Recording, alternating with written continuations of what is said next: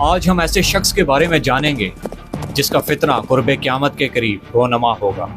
جو باطل قوتوں والا اور اللہ کی طرف سے ایک بہت بڑی آزمائش مسلمانوں کے لیے۔ اور آپ یہ بات جان کے حیران ہوں گے، یہ سب سے بڑا دشمن آل بیت کا ہوگا اور ان کے خون کا پیاسا ہوگا، اور یہی وہ شخص ہوگا جو امام مہدی کو بھی شہید کرنے کا منصوبہ بنائے گا۔ تو آئیے جانتے ہیں آج کی اپنی اس ویڈیو میں کہ آخر یہ شخص کون ہوگا،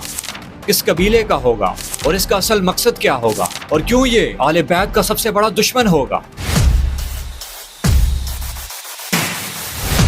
اللہ کے نبی نے اپنی امت کو اور اپنے صحابہ کرام کو اس شخص کے بارے میں اطلاع دی جس کا نام سفیانی ہوگا۔ آپ نے فرمایا کہ سفیانی ایک شخص ہوگا جو شام سے نکلے گا اور اس کا اصل نام عثمان، اور وہ بنو امیہ کی نسل میں سے ہوگا۔ یاد رکھیں کہ یہ وہی بنو امیہ ہے اور اسی کی نسل میں سے ہے جنہوں نے امام حسین کو شہید کر ڈالا، اور سفیانی انہی کی نسل میں سے ہوگا جن کے اندر آل بیت کا زہر اور بغض موجود ہوگا۔ اور امام جعفر اس شخص کے بارے میں فرماتے ہیں سفیانی کا سب سے بڑا ہدف بنو ہاشم ہوں گے، یعنی وہ صرف ایک سیاسی دشمن نہ ہوگا بلکہ وہ ایسا شخص ہوگا جو دل کا کالا، امام مہدی کا دشمن اور ظالم ترین شخص ہوگا۔ اور آپ ایک بات جان کے حیران ہوں گے کہ وہ شخص ہوگا جو اکیلا نہ ہوگا بلکہ اس کی سپورٹ میں بنو کلب کھڑا ہوا ہوگا۔ اگر ہسٹوریکلی دیکھا جائے تو بنو کلب وہ قبیلہ ہے جس نے بنو امیہ کی حکومت کو سٹرونگ کیا اور حضرت معاویہ بن سفیان کا ساتھ دیا، اور وہ ان کے ایک سیاسی مورا رہ چکا ہے جس نے شام میں بنو امیہ کی حکومت کو مضبوط بنانے میں ایک اہم کردار ادا کیا۔ کہ اللہ کے نبی نے آخری زمانے میں بھی شخص کی پریڈکشن کی اور اس کے متعلق بتایا کہ سفیانی کے ساتھ سب سے زیادہ بنو کلب کے لوگ ہوں گے، یعنی اس حدیث مبارکہ سے پتہ چلا کہ جب اس کا ظہور ہوگا اور جو لوگ اس کا ساتھ دینے والے ہوں گے ان کا انجام بھی وہی ہوگا جو بدترین ہے۔ اور ایک اور انٹرسٹنگ فیکٹ کہ سفیانی اور اس کے لشکر کی ہلاکت اور امام مہدی اور آپ کی نشاندہی کا وقت ایک ساتھ ہوگا، جو کہ اہل ایمان کے لیے ایک بہت بڑی خوشخبری ہوگی، اور وہ امام مہدی کی تلاش میں ہوں گے اور نشاندہی کر رہے ہوں گے کہ ایسے میں جب سفیانی کا وہ لشکر امام مہدی کو قتل کرنے کے لیے نکلے گا، جو کہ اہل ایمان کے لیے ایک بہت بڑی نشانی ہوگی،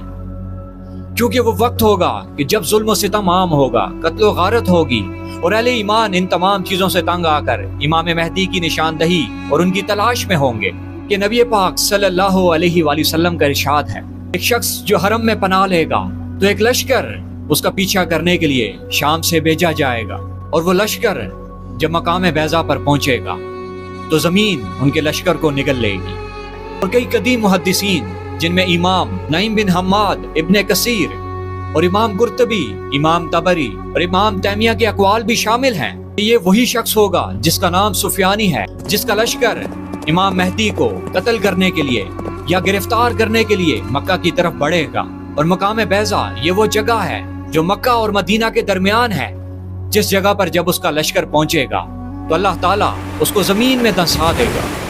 اور پھر امام مہدی کی نشاندہی ہوگی، اور پھر لوگ ان کے ہاتھ پر بیعت کریں گے، اور پھر وہ امام اس امت کی قیادت کریں گے، اور اللہ تعالیٰ ان کے ہاتھ پہ امت کو فتح دے گا۔ اور آج اگر آپ اپنے آس پاس غور کریں